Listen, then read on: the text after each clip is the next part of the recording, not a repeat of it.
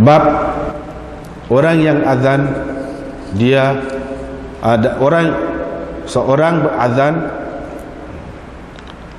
Babun ar-rajulu yu'adzin wa yuqimu akhar. Seorang azan, seorang yang lain pula iqamat.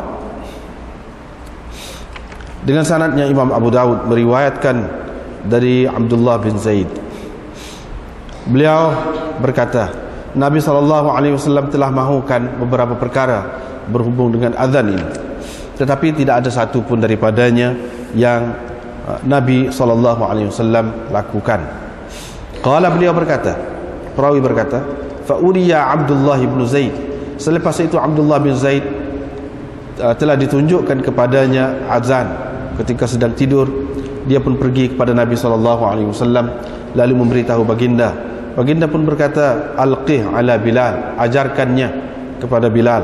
Qala, perawi berkata, maka dia pun mengajarkannya kepadanya, yakni kepada Bilal. Qala, perawi berkata, yakni Abdullah, fa'adzana ini perawi lah, fa'adzana Bilalun fa'adzana Bilalun, Bilal pun ban. Faqala Abdullah berkata, saya telah bermimpi, wa ana kuntu uridu, dan saya mahu mengerjakannya, yakni saya mahu melawan azan itu. Qala, Nabi SAW berkata, fa aqim anta, engkau iqamatlah. Dengan sanadnya satu lagi supaya itu juga, yakni Abdullah bin Muhammad meriwayatkan, dia kata datuk saya Abdullah bin Zaid menceritakan kisah ini. Qala, dia berkata, fa aqama jaddi, maka datuk saya mengiqamatkan. Diriwayatkan dari Ziyad bin Nu'aim Al-Hadrami bahawa beliau telah mendengar Ziyad bin Al-Harith As-Sudai berkata, pada ketika azan pertama subuh, dia telah menyuruh saya. Maksud beliau Nabi SAW, yakni Nabi SAW telah menyuruh saya, maka saya pun azan. Faja'altu aqul, terus saya berkata, biar saya iqamat wahai Rasulullah. Dia pun terus memerhatikan ke arah timur, yakni memerhatikan fajar. Fayaqul, Nabi SAW berkata, tidak boleh selagi tidak terbit fajar.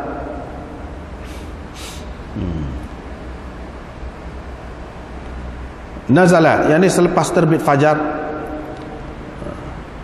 baginda pun turun. Fabaraza, lalu pergi ke tanah lapang, kemudian kembali semula kepadaku.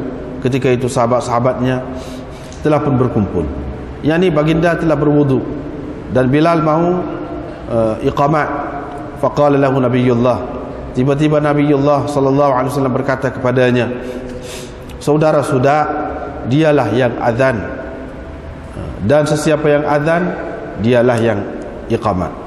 Qala fa aqamtu, perawi berkata, maka saya pun mengiqamatkan.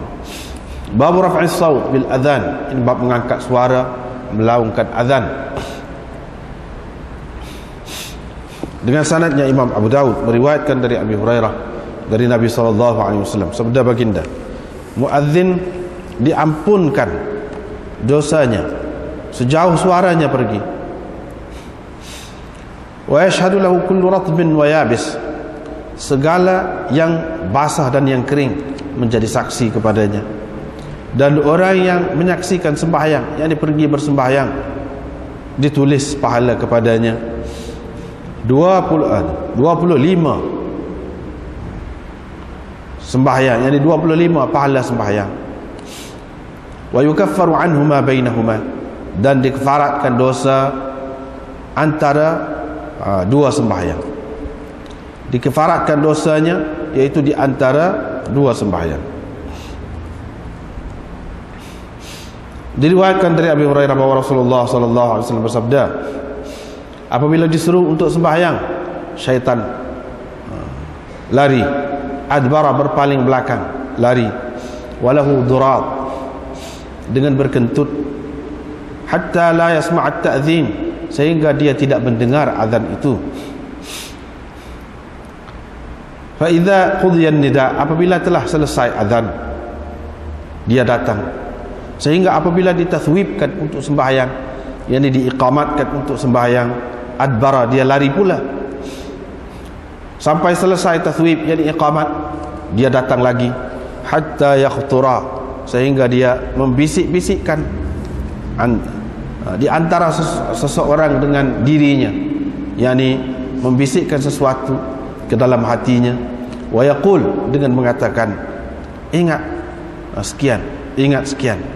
Lima lam yadhkur, kepada sesuatu yang seseorang itu tidak ingat. Hatta yazalla ar-rajul, sehingga seseorang itu tidak lagi sedar berapakah rakaat telah dia kerjakan.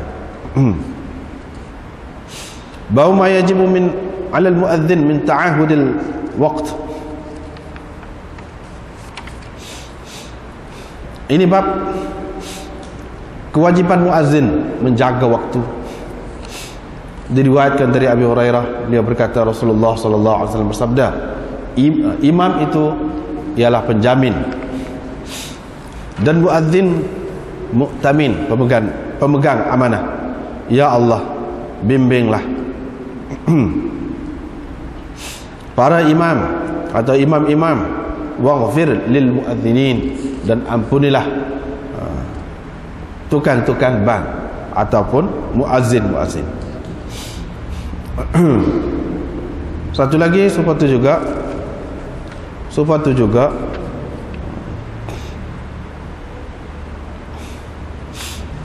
riwayat daripada A'mash juga, dia kata nubitu an Abi Salih, diceritakan kepadaku dari Abi Salih, dia berkata, wala urani illa qad sami'tuhu minhu, dan saya rasa, saya percaya, saya pasti mendengar hadis ini daripadanya, dari Abi Hurairah. Qala, beliau berkata Rasulullah sallallahu alaihi wasallam bersabda, mithlahu, sama seperti lafaz dan makna hadis sebelum ini.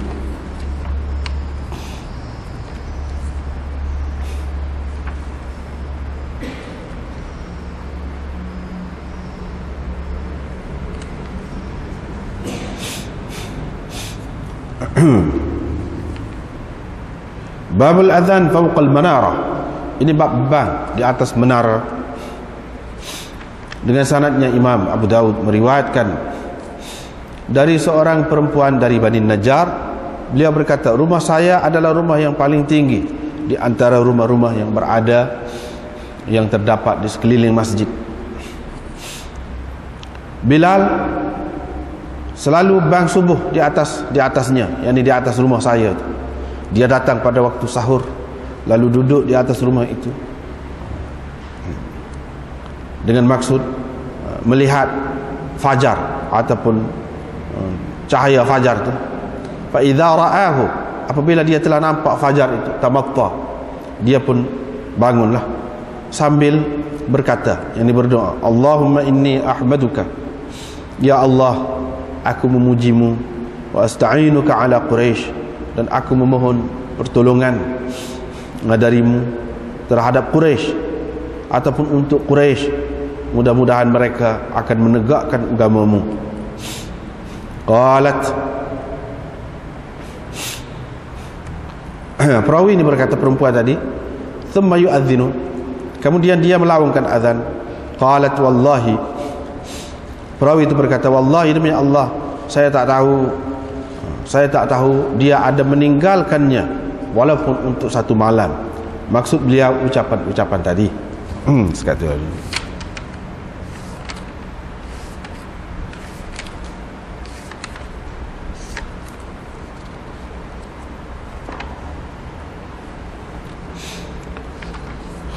Jadi berkenaan dengan riwayat Abdullah bin Zaid ni, sebelum pada ni sudah beberapa dah kita jumpa. Yang ni semasa berbincang di antara sahabat-sahabat Nabi sallallahu alaihi wasallam tu, mula-mula sebelum daripada disyariatkan azan ini, ada yang mencadangkan begitu, ada yang mencadangkan begini. Dalam riwayat ini Abdullah bin Zaid ni kata Nabi sallallahu alaihi wasallam telah nak buat beberapa perkara berhubung dengan azan ini, tapi tak ada dia buat. serabut pun. Satu perkara pun daripada yang diperbincangkan itu tak ada yang dibuat. Lepas tu dia mimpi lah. Ni serupa dengan hak lain-lain. Serupa dengan hak lain-lain juga. Cumanya asal perkara nak sebut ni, dari segi isi dia tu tak ada apalah. Tak ada apa.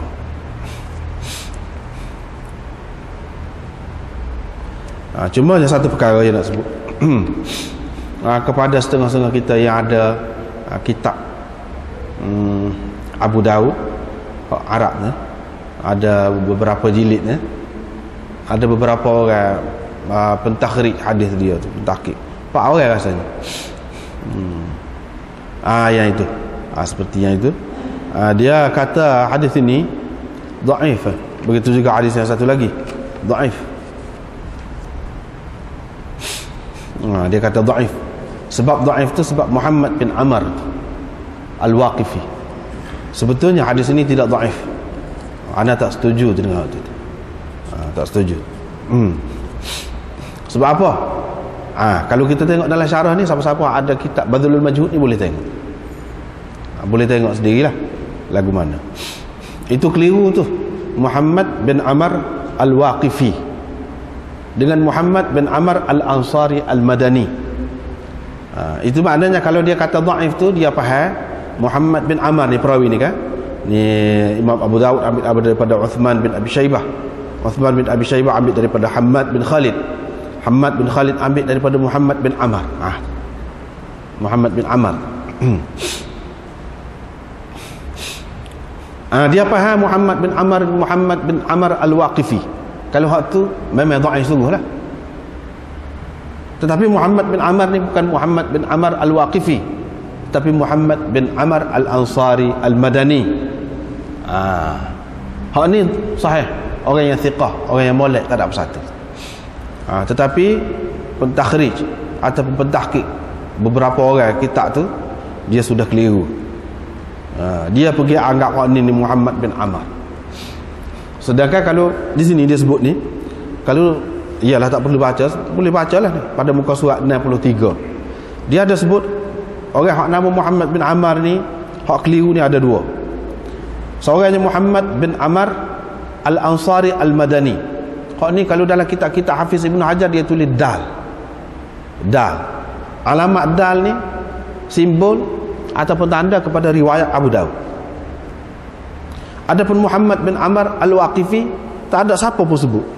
Dalam tamyiz dia tulis, maknanya dia ni tak ada dalam Sunan Sittah, tak ada. Bermakna ni Sunan Sittah kan ni Abu Daud ni, mana Muhammad bin Amr Al-Waqifi ada. Rekah cerita ni. Muhammad bin Amr Al-Waqifi tu tak ada dalam Sunan Sittah. Termasuklah dalam Abu Daud ni tak ada. Hak tu lah hak dhaifnya. Jadi hak adanya Muhammad bin Amr Al-Madani. Dalam kitab-kitab rijal tu dia sebut dal, dia tulis. Dal tu makna riwayat dia ni ada dalam Abu Daud. Selesai lah. Tu je benda je. Lepas tu kalau nak tengok hak kata dhaif, Muhammad bin Amr bin Ubaid bin Hanzalah Al-Waqifi Al-Ansari Abu Al-Hasan Al-Basri Anil Hasan wa anhu Abu Umamah dha'afahu Al-Qattan wa wathaqahu Ibn Hibban.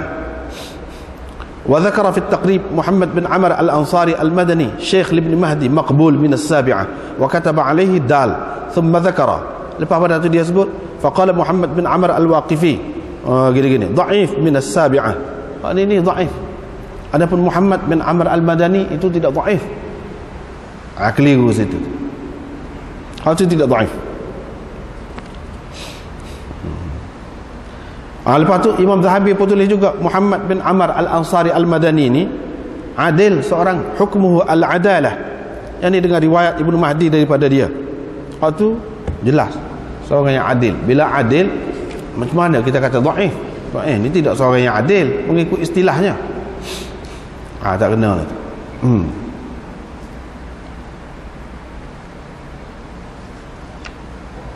Al-Waqifi itu betul lah. Al-Waqifi itu memanglah dhaif. Memanglah Al-Waqifi itu dhaif. Tapi di sini bukan Al-Waqifi Al-Madani, sebab dalam kitab-kitab rijal dia sebut kata Muhammad bin Amr al-Waqifi ni tak ada dalam Sunan Sittah. Dalam Abu Daud ni pun tak ada. Muhammad bin Amr al-Ansari al-Madani ada dalam Abu Daud. Dan hak tu hak adil, thiqah, tak ada jadi masalah. Situlah benda ni.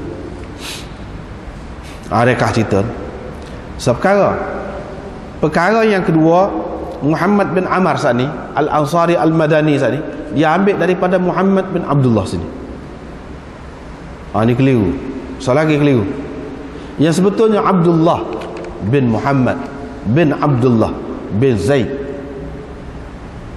Itu betul. Abdullah bin Zaid itulah mimpi bal. Cucu dia namanya Abdullah juga. Sini Muhammad bin Abdullah. Dari pakciknya dari Abdullah bin Zaid. Situ keliru. Yang sebetulnya bukan ammihi tetapi abihi. Ni masalah dalam sanad lah ni. Yang ni hak sebetulnya Abdullah bin Muhammad an abihi an Abdullah bin Zaid an jaddihi. Abdullah bin Muhammad daripada ayah dia, yang ni Muhammad daripada datuknya, yang ni Abdullah bin Zaid, yang ni hak mimpi tu. Gitu. Kalau kita tengok riwayat yang kedua ni kan, cuba perhati riwayat yang kedua.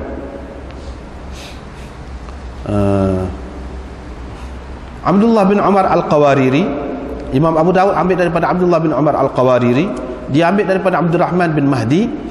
Abdurrahman bin Mahdi ambil daripada Muhammad bin Amr. Muhammad bin Amr kata, saya telah mendengar Abdullah bin Muhammad. Bukan Muhammad bin Abdullah.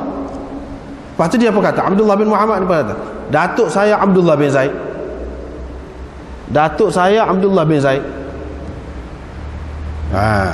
Situ. Hak ni betul. Iaitu Muhammad bin Amr.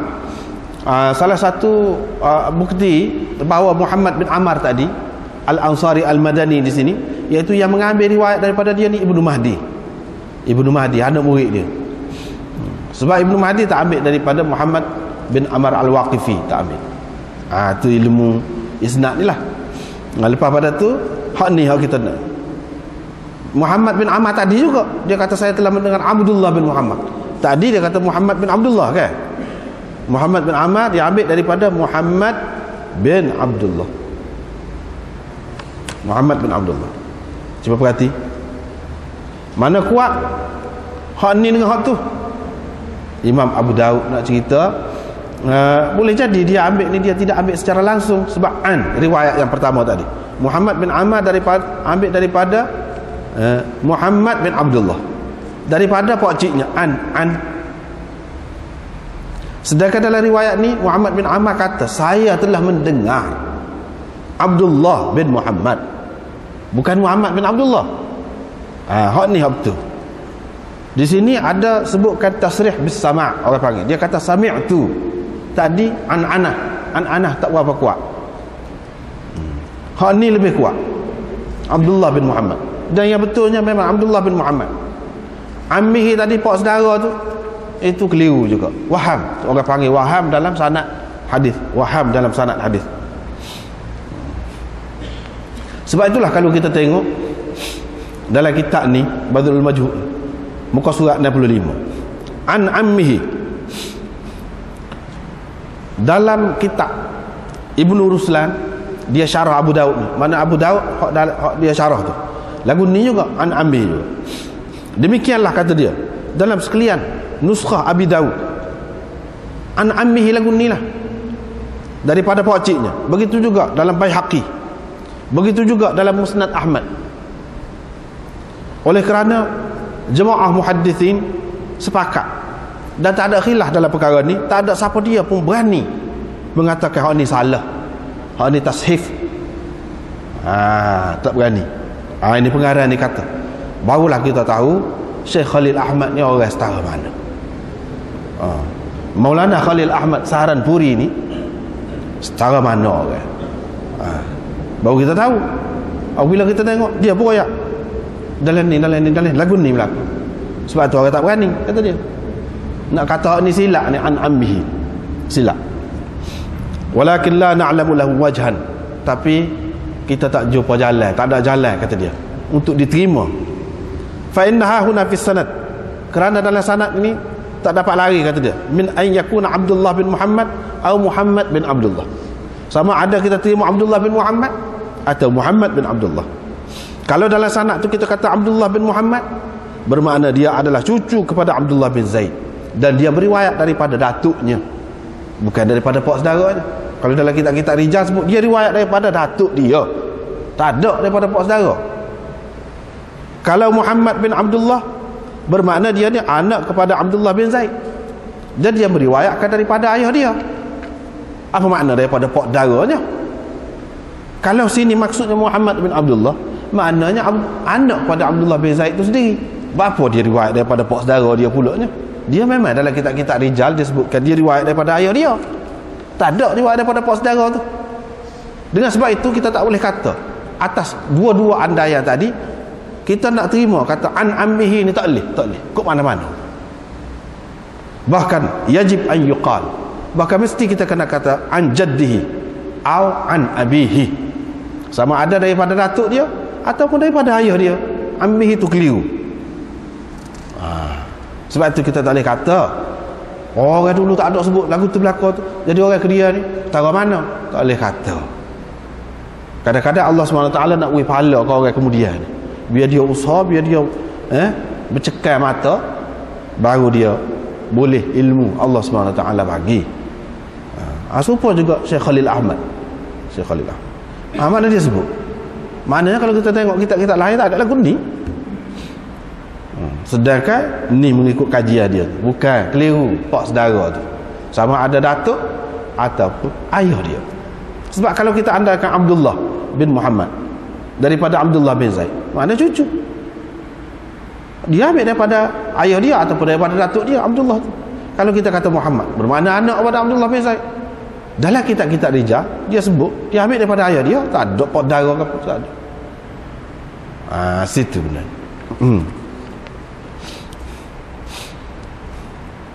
Dalam riwayat yang kedua ni, Abdullah bin Muhammad kata, dia kata datuk saya Abdullah bin Zaid.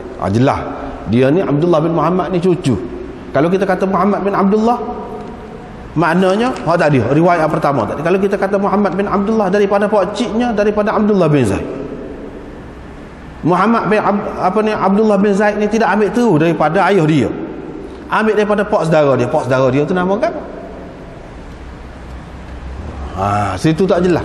Sedangkan di sini Abdullah bin Muhammad dia kata tok saya Abdullah bin Zaid menceritakan hadis ini.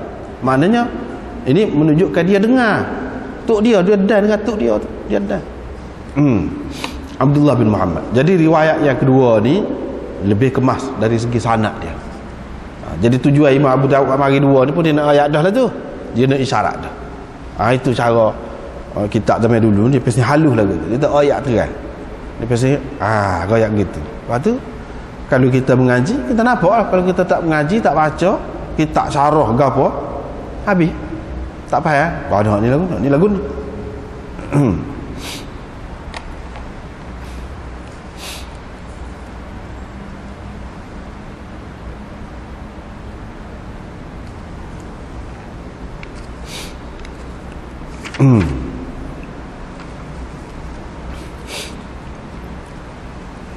baiklah.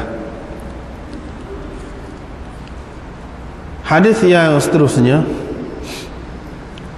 ini hadis Ziyad bin Al-Harith As-Sudai. Dia kata bila azan mula-mula, azan subuh tu, Nabi SAW suruh aku pembal azan mula-mula ni maksud mana. Jadi dalam istilah ni kita kena faham istilah hadis. Dia ada beberapa perkara. Kadang dia sebut azanain, dua azan. Maksud dua azan itu azan dengan iqamat. Ini termasuk dalam bab taghlib, orang panggil bab taghlib.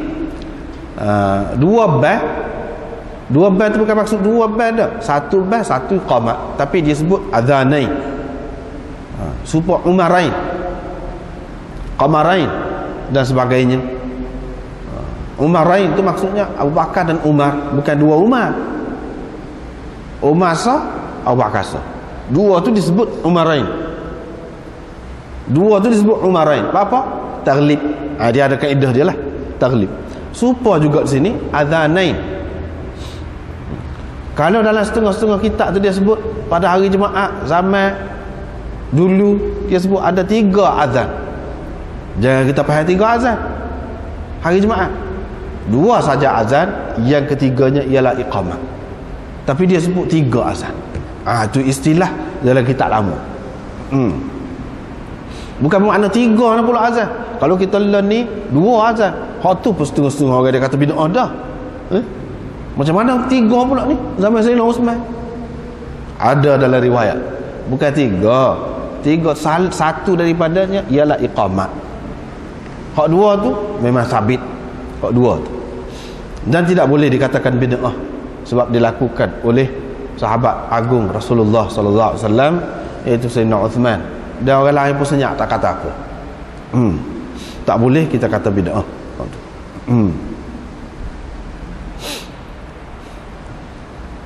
Lepas tu yang Sayyidina Uthman buat tu 2 tu, dia ada asal dia. Walaupun maknanya dengan cara yang masa tu tidak sama lah. Masa tu tidak sama. Ni satu lagi makna azan yang pertama subuh. Makna hak sebelum subuh tu. Yang ni yang kedua. Perbahasan yang kedua, iaitu azan ni di zaman Nabi sallallahu alaihi wasallam ada 2. Azan menandakan masuk subuh sah. Lagi azan sebelum masuk waktu subuh. Tu azan. Yang ni kira-kiranya azan yang mula-mula. Yang ni azan untuk gerak orang ataupun mengingatkan orang yang tengah duduk bertahajud, duduk gapo tu semua tu supaya bangun. Kalau hak tidur bangun nak sahur, nak puasa, dia bangun sahur. Ataupun hak duduk bertahajud gapo tu, dia tahu dah ini sudah akhir waktu dah. Sebab itu zaman Nabi SAW bukan orang tular bas 2 tu. Bukan orang tular. Hak bas sebelum subuh tu orang ni. Hak bas yang kedua tu orang ni. Dia maknanya sahabat-sahabat maklum dah. Jadi hak mana duduk bertahajud ke apa, tak buat witir lagi ni, boleh buat witir dah tu pasal nak ujung dah. Kira-kiranya itu 2 azan.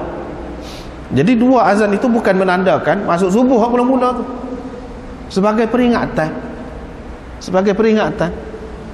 Jadi Sayyidina Uthman faham, ini mengikut setengah-setengah ulama lah, untuk peringatan, untuk panggil orang, untuk biar dia tu bersiap sedia.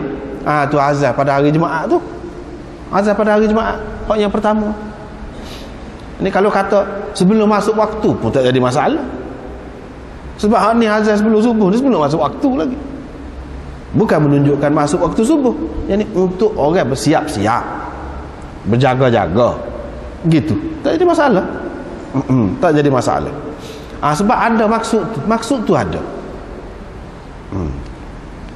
Jadi tidak dibuat pula sebagai tandanya benda lain, dengan menggunakan benda lain, dengan mengaji Quran, kalau kita kata pasal mengaji Quran ataupun lain-lain lah. Tak ada buat lah kata. Yang ada buatnya bas. Jadi dengan sebab itulah dia buat bas. Itu satu. Yang kedua, kalaulah dia tidak qiyas dengan hal ni pun, dia tu khulafaur rasyidin dah. Alaikum bisunnati wa sunnatil khulafa'ir rasyidin al-mahdiyyin.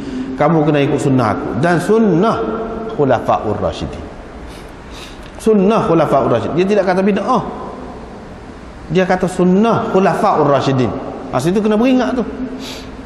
Sebab orang-orang yang kadang-kadang dia tidak cermat, dia kata bid'ah. Termasuklah ini yang anak perhati sendirilah. Dr. Hasbi Siddiqi, dia ada sebut ini bid'ah. Dalam kitab dia bid'ah. Dia sebut itu tidak tepat, anda tidak setuju. Sebab apa? Dalam hadis sebut sunnatil khulafa'ir rasyidin, bukan sunnah Nabi, sunnah khulafa'ir rasyidin, dan Nabi suruh pegang tu. Kita tak boleh kata bid'ah, dan Nabi sallallahu alaihi wasallam sudah kata sunnah dah. Kecuali kalau khulafa'ur rasyidin tak ada buat. Kalau khulafa'ur rasyidin tak ada buat, kalau kita tak boleh buat, nak puasa pun tidak jadi masalah. Tapi nak kata bid'ah hak dua tu tak boleh. Syatibi ni seholah. Syatibi ni jaga benar masalah bid'ah. Dia tulis kitab I'tisam. Dalam kitab I'tisam tu dia tak boleh kata bid'ah ni. Dia kata tak boleh kata bid'ah. Sebab hak sanilah sepandang kata tadi. Sebab Nabi SAW sudah kata da'alaikum bisunnati wa sunnatil khulafa'ir rasyidin al-mahdiyyin. Dia pegang tu juga. Dan lepas tu dia buat andaian. Dia kata ada dua cara khulafa'ur rasyidin buat. Boleh jadi dia tahu, tetapi dia tidak cerita kepada orang, tidak sampai kepada kita maklumat hak dia tahu daripada Nabi SAW. Dia tidak buat sendiri. Misalnya hak ban 2 kali hari Jumaat, apabila dia buat ini menunjukkan dia tahu. Supaya juga Sayyidina Umar, dia buat sembahyang tarawih tu dengan tetap, dia tentukan pada bulan Ramadan tu, di masjid tiap-tiap malam, walaupun zaman Nabi tak ada buat. Kira-kiranya ini mengikut Syatibi, dia tahu Nabi SAW nak lagu tu, cuma tidak sampai riwayat itu kepada kita. Maknanya kalau lagu tu asalnya daripada Nabi SAW juga, perkara. Yang kedua kata dia, boleh jadi tak ada, kerana dia tak tahu daripada Nabi SAW, tidak tahu, tetapi dia buat. Bagi kita ahli sunnah, dia buat memang tak ada asal daripada Nabi SAW. Kalau andaikan begitu pun kita tak boleh kata bid'ah juga. Itu kena beringat, kena beringat. Hak bid'ah ni kalau selagi khilaf, kita kena betul langsung berlapan dada. Kalau hak tak ada khilaf, tak boleh. Hak tak ada khilaf. Kalau hak ada khilaf, kita berlapan dada. Soal kita tak boleh buat, kita rasa itu soal lain. Tak apa, tidak mesti buat tu, tak mesti. Tetapi kalau buat, tak boleh dikatakan bid'ah. Sebab kalau kita kata bid'ah, buat bid'ah, maknanya sahabat-sahabat besar buat bid'ah. Dia tu je buat bid'ah. Tak boleh lagu tu, tak mungkin sama sekali. Tapi lagu tu boleh rosak akidah kita. Mana sahabat-sahabat tu sendiri buat bid'ah, sahabat-sahabat besar pula tu. Tak kena beringat tu tak boleh. Jadi mana azan yang pertama di sini boleh jadi azan hak sebelum subuh tu. Boleh jadi juga azan yang pertama di sini dengan makna azan itulah azan hak masuk subuh tu.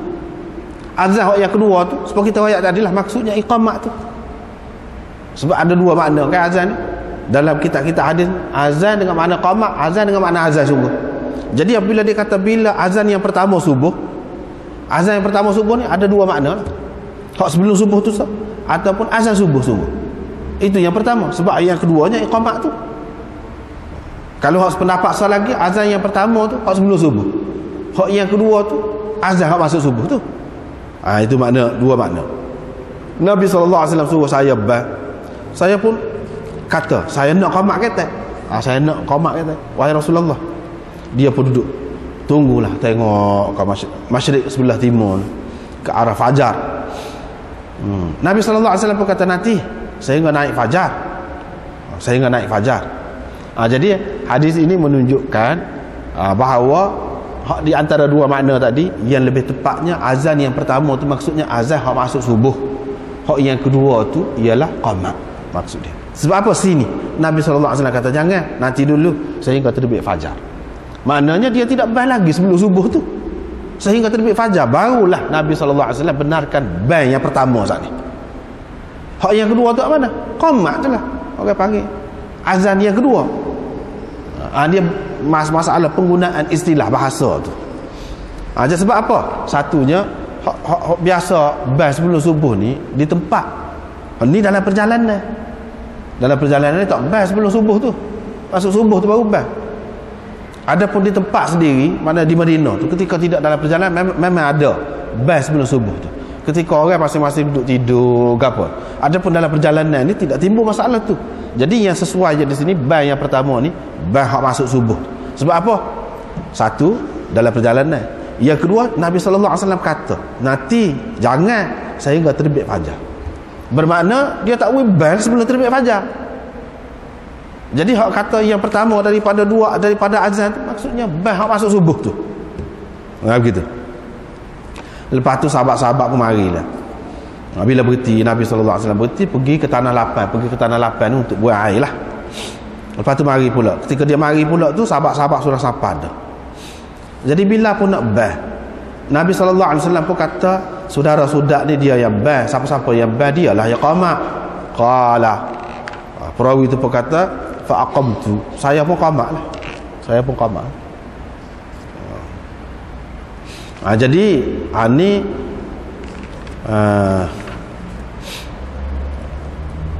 ni kalau kita kira hadis ini menunjukkan orang yang orang itulah juga yang qamat. Orang itulah juga yang qamat. Ini pun satu masalah khilaf juga. Kalau kita tengok hadis Abdullah bin Zaid, hak tadi dia ajar Bilal, lepas tu dia kata saya nak Nabi SAW kata qamat lah. Maknanya orang lain orang lain qamat. Boleh tu. Boleh tu boleh belaka, semua pun kata boleh. Tapi hak mana hak lebih afdal? Hak mana hak lebih afdal? Jadi ada hak kata orang hak lain, hak qamat hak lain, hak tu hak afdal. Sebab apa? Inilah pegang hak Bilal ni. Bilal jubah, Abdullah bin Zaid dia qamat. Begitu juga kadang-kadang Bilal bang Abdullah ibnu Ummi Maktum, seorang lagi sahabat Nabi sallallahu alaihi wasallam, hak buta tu suka bang juga. Dia qamat, kadang-kadang dia bang Bilal qamat. Ada juga riwayat lagu tu. Maknanya boleh kedua. Jadi riwayat yang kita baca saat ni semuanya di bawah ar-rajul yu'adzin wa yuqimu akhar. Satu orang bang, satu orang qamat, hak lain pula qamat. Dalam riwayat Hanis Sudai ini, Ziyad bin Al-Harith As-Sudai ini dia bang, dia qamat. Gitu. Hak mana hak lebih afdal? Jadi ada khilaf di situ, ada khilaf. Jadi dari segi harus tu semua kata harus. Hak lebih afdal, hak tu hak khilaf. Hak lebih aula hak mana? Kebanyakan mereka mengatakan la farq. Tak ada beza, boleh berlaku. Tak nak kata hak mana lebih, hak ni orang super je. Tak ada hak aula pun tak ada. Super je. Ikut kat mana-mana. Di antara yang berpendapat begitu ialah Malik dan kebanyakan ulama Hijaz, Abu Hanifah dan kebanyakan ahli Kufah dan Abu Thawr. Dia berpendapat tak ada beza, tak ada beza. Super hak tu boleh, hak tu boleh. Orang tu ban dia nak qamat pun boleh juga. Dia ban patut orang lain nak qamat. Mana lebih? Lebih kurang. Super. Ada juga ulama yang mengatakan orang hak ban, hak tu lah hak qamat. Hak tu lebih afdal. Hak tu lebih afdal.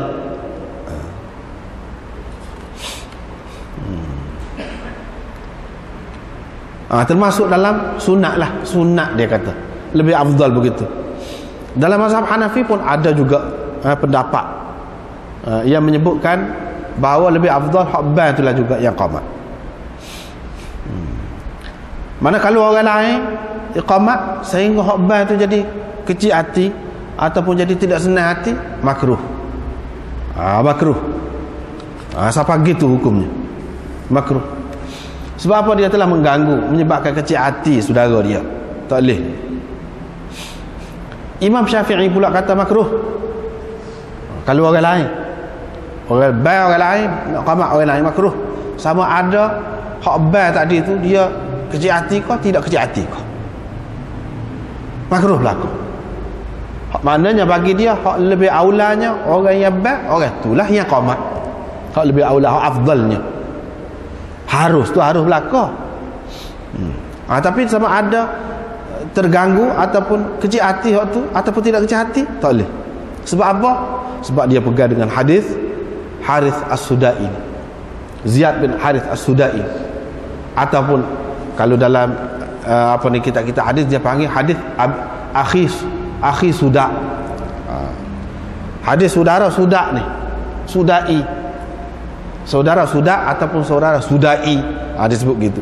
Dia pegang dengan waktu lah. Sebab bila-bila mari tu, bila nak qamat tu, Nabi SAW kata saudara Suda ni dia ban tadi. Pas siapa-siapa yang ban, dialah hak iqamatnya. Ini menunjukkan bahawa orang yang ban hak lebih afdalnya dialah yang qamat. Jadi itulah pegangan orang yang mengatakan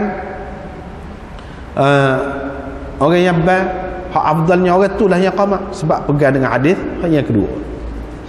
Orang yang kata tak ada kelebihan, serupa je, ataupun ada kelebihan, Mana orang lain bal, orang lain qamat, dia pegang dengan hadis yang mula-mula tadi.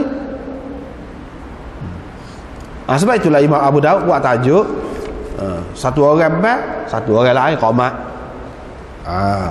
Satu orang bal, satu orang lain qamat. Dia tidak jawab hak mana lebih afdal. Dia nak ayatnya ada khilaf lah tu. Khilafnya duduk mana? Dua hadis tadi. Tiga kira dua lah. Satu dua tu kira serupa. Jadi itulah punca khilaf dalil masing-masing.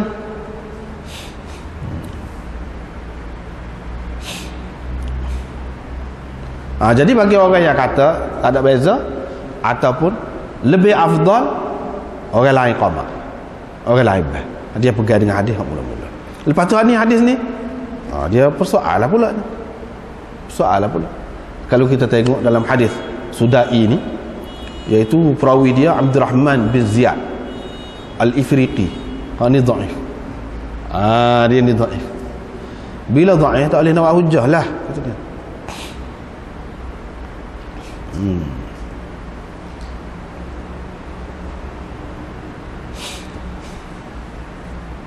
Jadi hadis Sudai dhaif. Sebab itu Imam Tirmizi kata innama na'rifuhu min hadis al-Ifriqi wa huwa dhaif.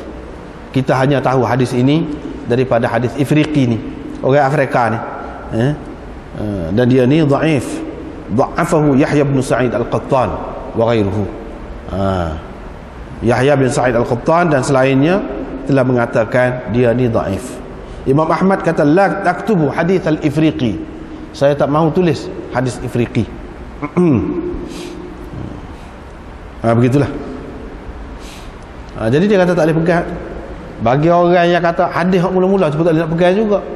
Sebab dia kata dhaif, sebab pakar tadi kan tak kena tu. Sebab Muhammad bin Amr itu bukan Al-Waqifi, tapi Muhammad bin Amr itu iaitu Al-Ansari Al-Madani, iaitu tidak dhaif. Hak tu tidak dhaif. Tapi hak Ifriqi ni jelas dhaif. Walau bagaimanapun kita kena jagalah hak sederhana, kita ambil jalan tengah, iaitu kalau berasa hati lah.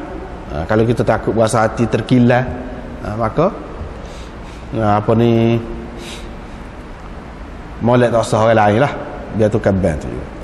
Apalagi kalau kita tengok apa ni hadis akhi Suda ataupun Sudai ini, kita tengok sini dia minta tu, wahai Rasulullah, saya nak qamat, biar saya qamat.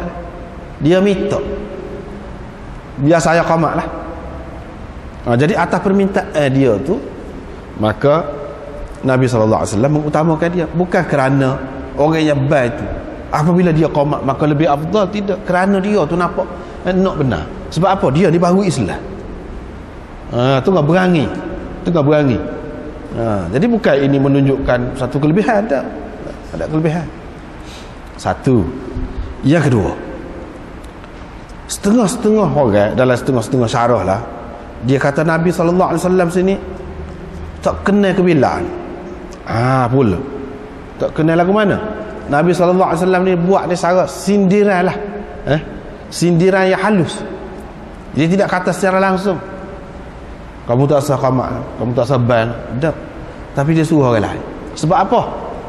Sebab bila jenera. Mana riwayatnya? Kita tengok sini.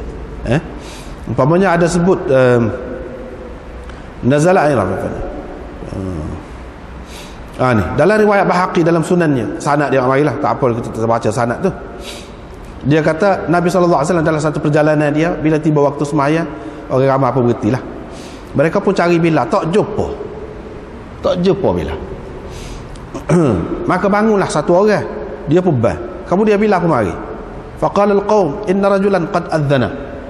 Ada orang lain badah, orang rakyat kepada Bilal lah. Famakatha, dia pun tunggulah sebentar. Faqala al-qaum huwa naimun. Ada dalam ramai-ramai tu maknanya dia kata dia tidur. Thumma inna Bilal arada an yuqima. Lepas tu Bilal nak Bilal nak qamat. Nabi SAW pun kata mahlan ya Bilal, nanti Bilal. Fa inna ma yuqimu man adzana. Hak boleh qamat ialah orang hak ban. Gitu. Atau hak lebih baik qamat ialah orang yang ban tadi. Ini adalah satu sindiran Nabi SAW kepada Bilal sebagai satu pengajaran, hukuman lah kepada dia. Apa yang jenera? Apa yang tak ada saat ni? Sepatutnya jaga molek lah dan muka Tok Bilal. Jadi hukuman yang seperti itu cukup berat tu kepada Bilal. Mana Nabi sallallahu alaihi wasallam macam tak kenal lah ke dia kira-kiranya. Siapa tak sebui ke dia ni? Tapi dia tidak kata secara langsung, secara direct. Dia kata lagu tu orang lain, biar orang lain lah qamat. Gitu. Sebenarnya pengajaran kepada Bilal supaya jangan lagi buat lagu tu. Tetapi apa salahnya Bilal? Dia tak, walaupun dia Tok Bilal, kata Tok Bilal pun dia orang. Nyada ketika jenera terlepas begitu, letih kau lagu mana kau? Nyada. Patut kau Nabi sallallahu alaihi wasallam tu nak hukum dia begitu. Kan dia suruh Bilal jaga, tunggu. Kita nak sembahyang subuh ni. Tiba-tiba Bilal pun jenera sekali dengan dia. Dia tak kata apa. Bilal kata, Tuhan yang telah mengambil nyawa aku, Tuhan itulah juga telah mengambil kesedaran kau. Nabi sallallahu alaihi wasallam pun tak kata apa. Sebab manusia. Hak ni pun begitu juga. Kalau kita nak ambil kira tu nampak macam Nabi sallallahu alaihi wasallam tak apa kena kepada Bilal itu, ataupun mengkritik Bilal secara halus. Tak boleh. Tak boleh tu. Bukan lagu tu cara Nabi sallallahu alaihi wasallam. Kalau dia nak kata dia ayat tu teranglah, jangan buat lagu tu lagi. Ini tidak.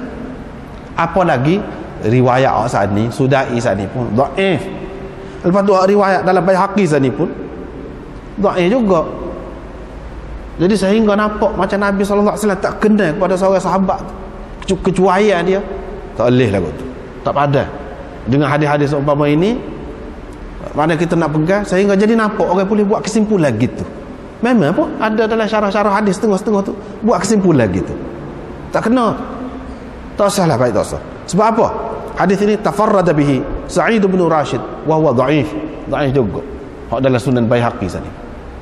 Boleh. Sebab sebagai manusia, Nabi sallallahu alaihi wasallam cukup faham manusia ni. Setara Khalid bin Walid, dia kata, Allahumma inni atabarra'u ilaika mimma sana'a Khalid. Aku berlepas diri denganmu daripada apa yang dilakukan oleh Khalid. Mana dia tak kena benar lah dengan perbuatan Khalid. Tapi lepas pada tu dia boleh jadi panglima lagi. Manusia. Apalagi dalam perang nak jadi kawal bukan senang. Semuanya nak betul belakang, lendik belakang. Hak duduk di rumah saja boleh lah nak berlendik lagu tu. Hak banyak kerja tak ada.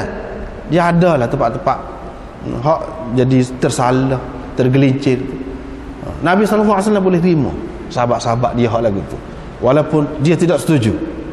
Cara lagu ni tak betul, tetapi sebagai manusia boleh ada berlaku kekurangan seperti itu, jadi dia boleh terima.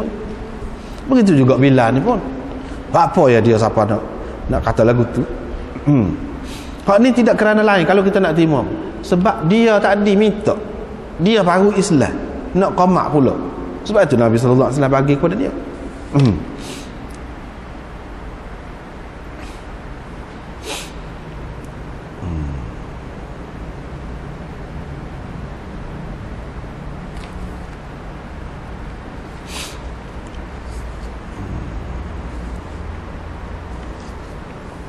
Kemudian habis itu bab mengangkat suara. Mengangkat suara. Bab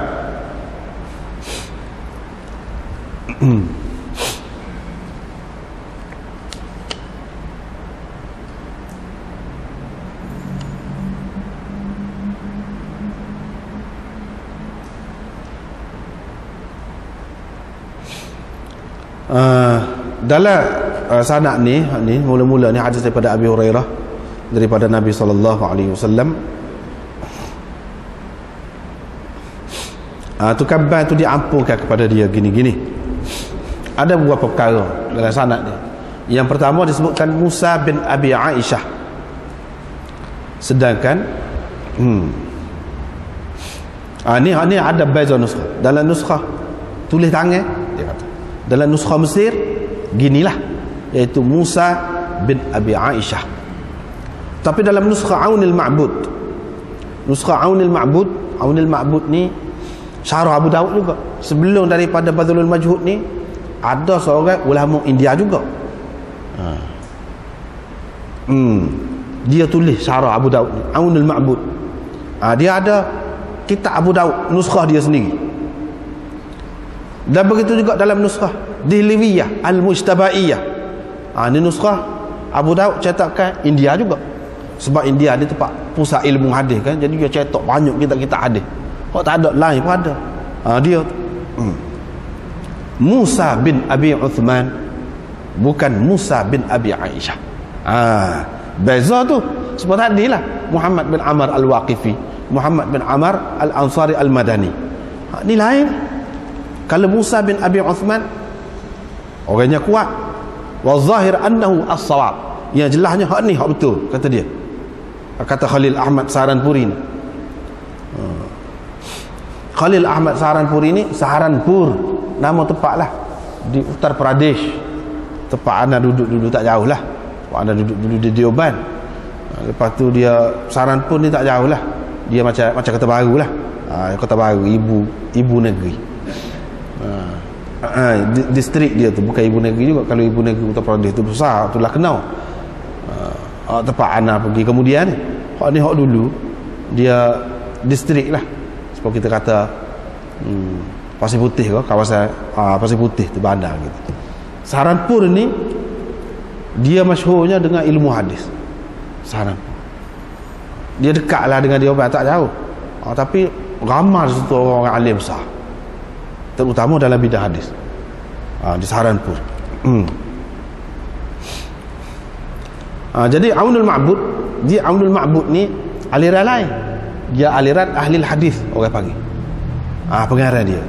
Ahli hadis ni dia tak ada mazhab. Dia tak sifatkan mazhab. Tidak terikat dengan mazhab mana-mana. Dia ikut hadis. Hak mana mazhab mana-mana hak lebih tepat, lebih sesuai dengan hadis, hak tu ya dia terima. Hak lebih tepat dan lebih sesuai dengan hadis, hak tu hak dia terima. Tu ni buat Aunul Ma'bud. Tetapi Badlul Majhud ni dia tidak ni. Dia bermazhab Hanafi. Mazhab Hanafi. Aliran Hanafi. Tetapi hadis juga. Tapi dalam fiqh dia lebih cenderung kepada Hanafi dan tarjih mazhab Hanafi. Dia kata dalam nuskhah Aunul Ma'bud dan nuskhah cetakan Delhi, Musa bin Abi Uthman hak zahirnya hak ni hak betul. Sebab apa? Dalam Nasai, Sunan Nasai, Ibnu Majah dan Baihaqi juga ada sebut Musa bin Abi Uthman. Siapa dia? Sebab kalau sebut anak murid, ambil daripada dia ni siapa dia. Sebab tu kalau kita tengok dalam kitab Rijal, orang ni Musa bin Abi Uthman, anak murid dia siapa? Ni dia sebut amal lah. Kalau hak kitab besar tu, kalau hak kecil-kecil dia sebut dia 3 orang. Kalau kitab besar tu sebut habis. Tok guru dia siapa? Situ kita boleh tahu ni Musa bin Abi Aisyah bukan hak ni. Musa bin Abi Uthman hak lebih tepat. Sebab Musa bin Abi Aisyah tu orang lain. Dulu kita sudah jumpa dia Musa bin Abi Aisyah. Itu satu perkara. Yang kedua iaitu Abi Yahya. Musa bin Abi Aisyah dia ambil daripada Abi Yahya. Abi Yahya tu ambil daripada Abi Hurairah. Abi Yahya ni dia meriwayatkan dari Abi Hurairah, dari Abi Sa'id, Abi Amr, Sahal bin Sa'ad. Ibnu Hibban menyenaraikan dia ni di antara perawi thiqah. Nasai dalam Jarh wa Ta'dil dia kata laisa bihi ba's, tak apa. Syaukani kata dalam isnadnya ada Abu Yahya Ar-Rawi. Dia ada ambil hadis daripada Abi Hurairah. Dia kata Ibnu Al-Qattan berkata la yu'raf, tidak diketahui dia ni, maknanya majhul. Tetapi Ibnu Hibban mendakwa dalam sahih dia bahawa namanya Sam'an. Namanya Sam'an.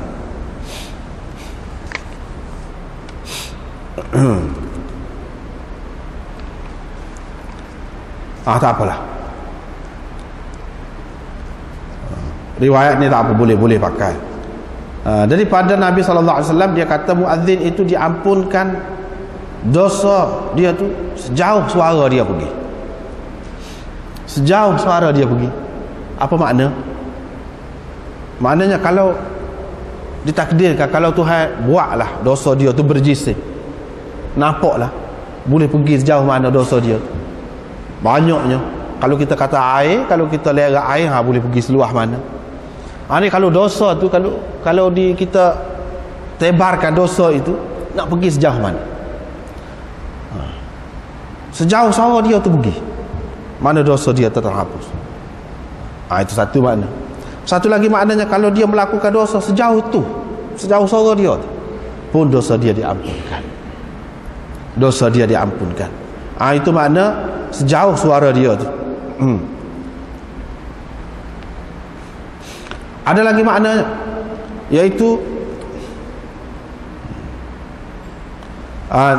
diampunkan dosa dia sejauh suara dia. Dosa bukan dosa dia. Tadi dosa dia, ni dosa orang lain hak dengar, hak duduk situ, kawasan tu, hak bermukim di kawasan tu. Sejauh suara dia dengar, dosa-dosa orang tu pun diampunkan. Itu makna lagi. Ada lagi makna dia, iaitu sejauh didengari suara dia tu. Yang ni setiap binatang, gapo semua, benda-benda beku, benda-benda tidak hidup pun beristighfar untuk dia. Itu ada beberapa makna dia lah.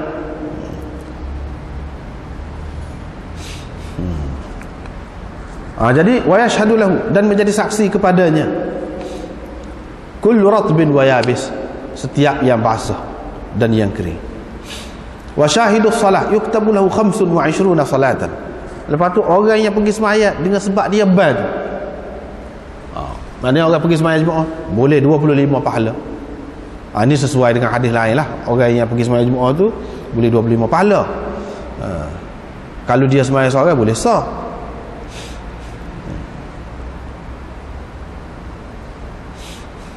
Lepas pada itu satu makna. Maknanya orang pergi semayat tu sendiri boleh 25 pahala. Orang tu boleh 25 pahala kerana siapa? Kerana dia. Makna boleh jugalah ke dianya, kira-kiranya, sebab sabit dengan dia. Satu lagi makna dianya, orang yang pergi semayat tu kerana dia ditulis untuknya tu maknanya untuk muazzin tadi 25 pahala semayat. Maknanya istimewa lah. Bukan 25 pahala kepada orang yang pergi semayat tu. Kalau boleh kepada orang tu pun suku. Waktu hadis suku. Hak ni hadis ni nak cerita orang yang ban tu. Kalau orang pergi semayat kerana dia ban, boleh pahala 25 semayat. Orang yang pergi semayat boleh pahala ke dia, orang ban. Tu ada kelebihan dia lah. Wa yukaffaru anhu ma bainahuma, dan dikefaratkan dosanya. Jadi lahu tadi ataupun anhu ni boleh kembali kepada orang yang pergi semayat ataupun tukar ban. Ada dua pendapat. Dikefaratkan dosanya, dosa orang yang pergi semayat dengan sebab tukar ban tu ban. Dia pergi semayat, dosa antara dua semayat diampunkan orang yang pergi semayat.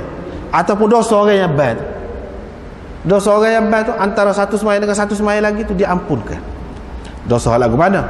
Supaya kita tahu dah lah, kalau hak lagu ni dosa kecil, bukan dosa besar. Dosa kecil bukan dosa besar. Inilah kelebihan muazzinnya. Kelebihan muazzin. Seterusnya, riwayat daripada Abi Hurairah bahawa Rasulullah sallallahu alaihi wasallam bersabda, apabila orang ban, syaitan lari, ketuk syaitan. Jadi lari terketuk ni, berapa ketuk ni? Kerana berat. Maknanya ban ni berat kepada dia. Jadi dalam syarah-syarah dia sebutlah, supaya dengan hemah juga tak cerdik. Apabila orang bebankan barang atas dia tu, jadi terketuk dia. Hemah tu pun jadi ketuk juga. Jadi hak ni pun lagu tu juga. Padahal orang muat atas belakang dia tu benda yang berguna, tapi dia tak ada manfaat apa pada dia. Adanya seksa tubuh dia. Jadi sampai terketuk dia lari. Satu.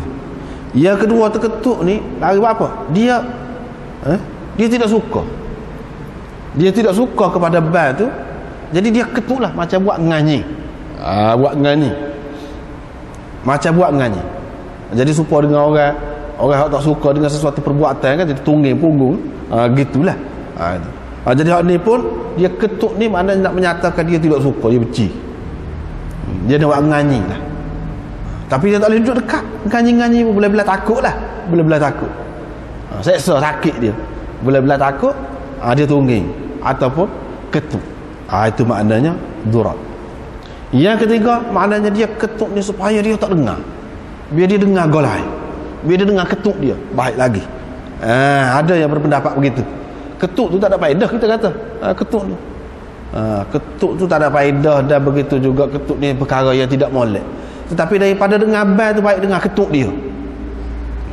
Mana dia tak sewi dengar lah.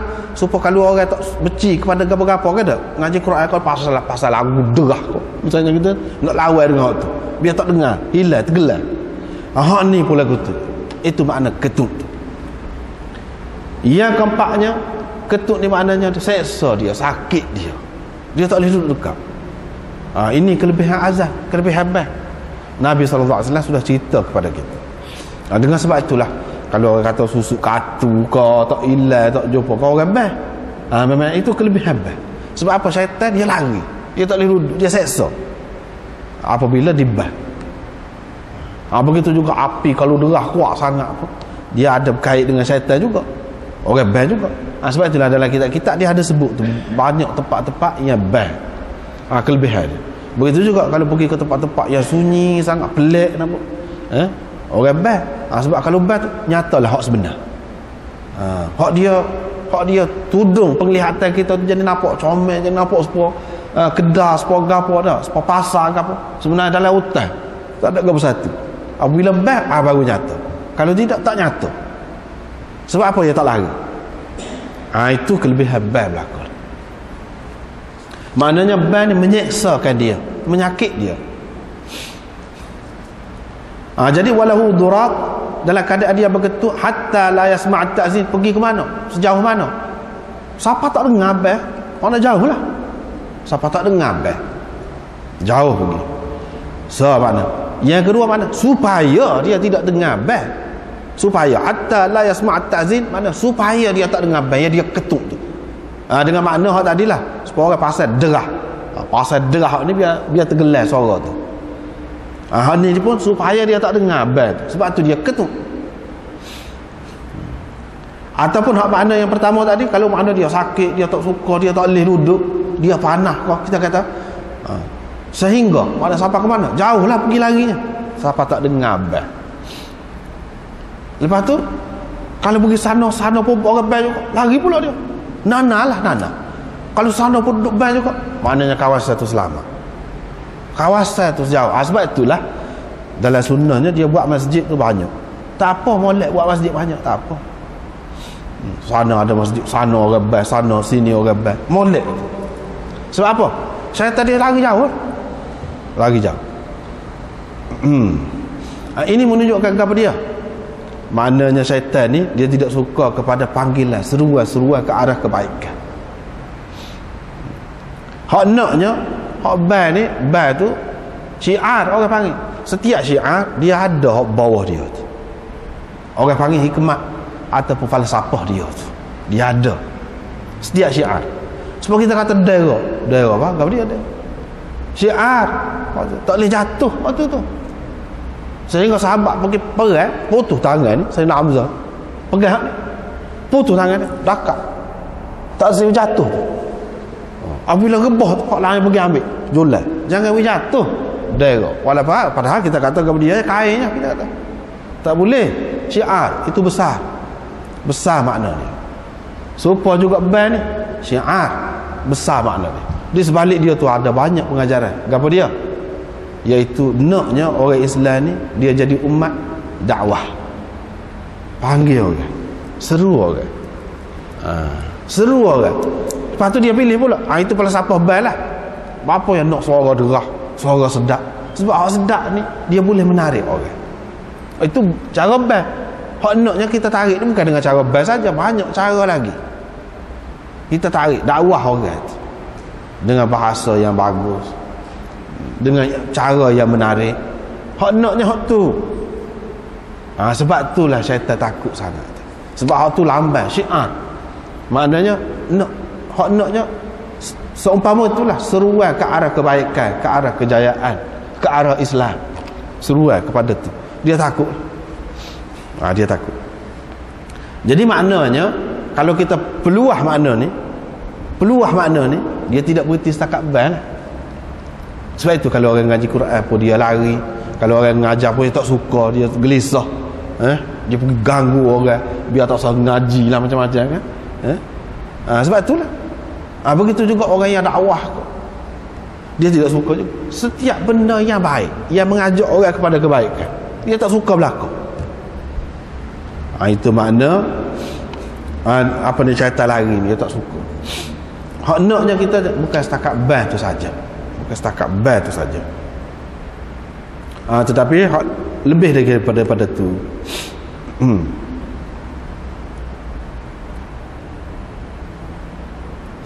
Apabila habis ban tu, dia pun mari ke tempat sembahyang. Lepas tu bila orang qamat pun tak suka juga, dia lari pula. Sehingga apabila habis qamat tu, dia mari pula. Dia mari pula tu membisik-bisikkan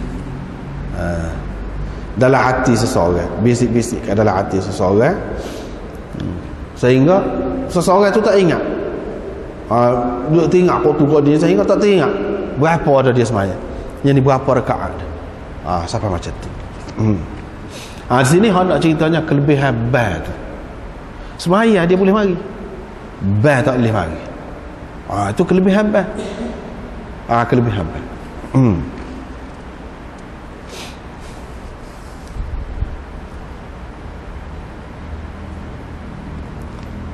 Kemudian dia itulah, sebab itulah ulama dia bagi pendapat kan, saranan dia lah, petua lah, kita kata petua ulama, kalau kita gapo-gapo kita sembahyang. Sebab apabila sembahyang ni, itulah Imam Abu Hanifah pun pernah orang hilang barang, pergi royak, dia kata balik sembahyang. Sembahyang tak ada lama teringat selalu. Jumpa Imam Abu Hanifah dia tahu dah, sebab syaitan tak suka. Syaitan dalam sembahyang dia royak, duduk sini, sebab dia tak suka kita terus sembahyang. Dia kena peringatlah kita, kalau tidak kita terus sembahyang, dia susah hati tengok kita ni jadi orang juru. Dia nak suruh biar kita sembahyang dah, biar paling kurang lah dia dapat sembahyang. Cara lah ke mana, kita bui dia ingat lah, baru dia berhenti sembahyang. Kalau tidak duduk terus sembahyang macam. Sebab itulah petua ulama dulu, kalau kita gapa-gapa sembahyang, bukan kerana nak benda tu, tetapi dengan dia akan mari syaitan lah, sehingga kita jadi teringat benda hak kita terlupa tu.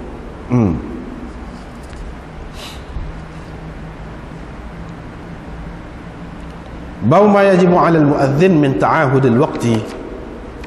Ini bab apa ni? Kewajipan menjaga waktu. Kewajipan muadzin menjaga waktu. Sekatalah Allah.